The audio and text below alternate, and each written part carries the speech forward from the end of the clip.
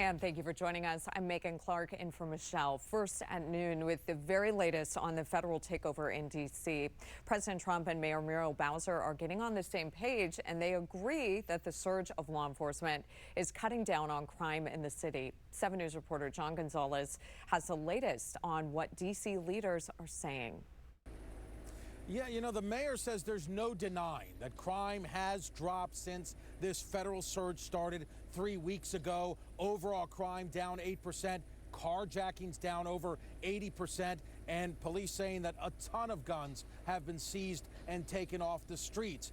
But the mayor also says there is a downfall to this crackdown. Take a look. She took questions from reporters for about 45 minutes yesterday with Police Chief Pamela Smith. The mayor highlighted the drop in crime, but she told reporters that masked ICE and Homeland Security agents in neighborhoods have broken trust with residents, and National Guard troops from out of state haven't been effective, she believes. The mayor also saying she wants more MPD officers, prosecutors, and judges, not just outside agencies.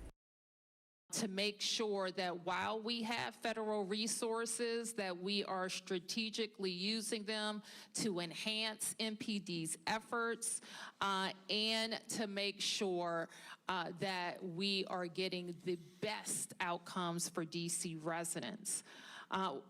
While at the same time making sure that we're living up to our commitments to DC residents and protecting local control and our autonomy.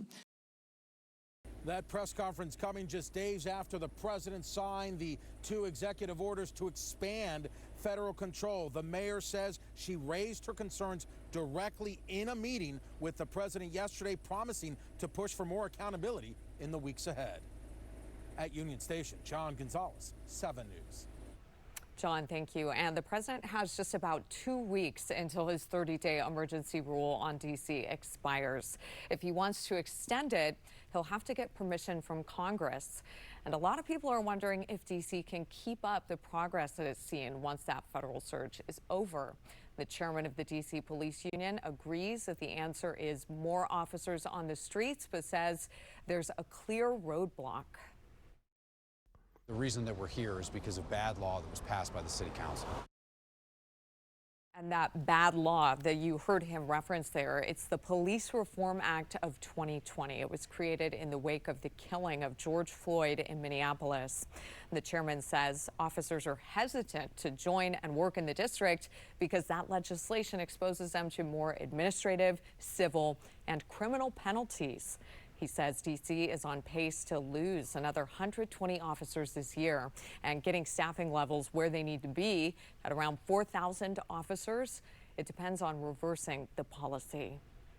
And since the takeover started, more than 80 people experiencing homelessness have gone to shelters. MPD Chief Pamela Smith says tonight they'll take a new census of the homeless population, and that will be the first since late January, which showed a 9% decrease over the past year. And we are hearing from D.C.'s top cop on a story that we've been digging into for weeks now. The House committee is now investigating allegations that D.C. police has manipulated crime statistics in the past to make them appear lower. And here's what MPD Chief Pamela Smith had to say when she was asked about this yesterday. The chairman of the Government Oversight Committee, Comer, sent a letter to you recently asking for all kinds of things, all kinds of records, and for transcribed interviews with 7 MPD commanders. Are you cooperating with that? How is that going?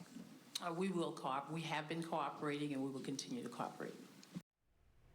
And the committee is asking for a wide variety of records and interviews with the police commanders in all 7 of D.C.'s patrol districts.